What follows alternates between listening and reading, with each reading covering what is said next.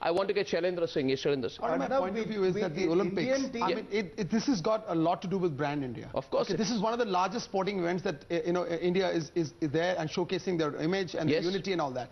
In this moment of crisis, you have a gentleman like Mr. Kalmadi going out there through an invitation. Technically, he's found his way to the Olympics. Technically. But my question is that why doesn't the sports minister or some authority in India stand up to protect the brand, protect India's integrity and respect at the Olympics?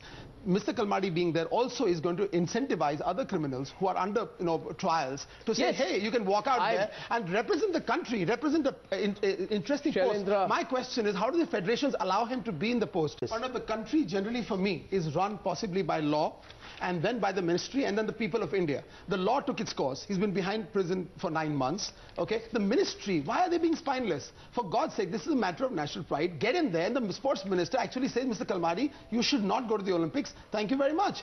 Take a stance, for God's sake. Why doesn't anybody take a stance in India? In which other country would this be allowed to happen, that a person who is who is seen to be a genius of financial bungling and currently is out only on bail is going to go around and strut himself as a semi-Indian representative at the Olympics? If he's not, then let Mr. Suresh Kalmadi come and say, I have nothing to do with India. I have promised to stay away from the Indian contingent. I am aware that my presence will have a negative impact on brand India, and therefore instead of shaming my country by going to the Olympics, I would rather choose, to restore a little bit of dignity I have left by staying at home. Mr. Suresh Kalmadi ought to consider that. He's an experienced politician. He can go for a holiday. He doesn't need to get into the whole sports platform at the Olympics, which is the most important for India.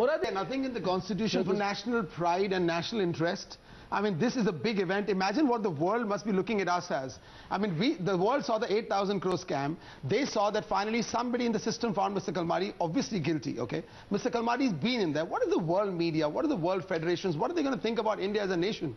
Why can't, for God's sake, follow the constitution, and within the constitution, for the sake of national pride and image of the country and its brand, tell Mr. Kalmadi not to travel, for God's sake. He can go on a personal holiday.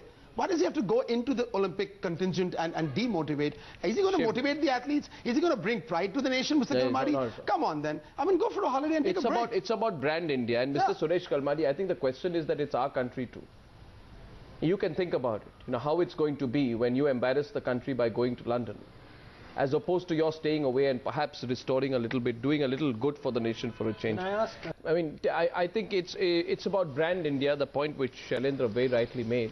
It's our country, our Olympic team, our presence at the Olympics, and our country's brand and image.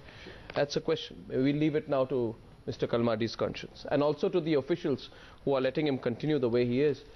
Gentlemen, to all my guests, thank you very much for joining me on News Hour tonight.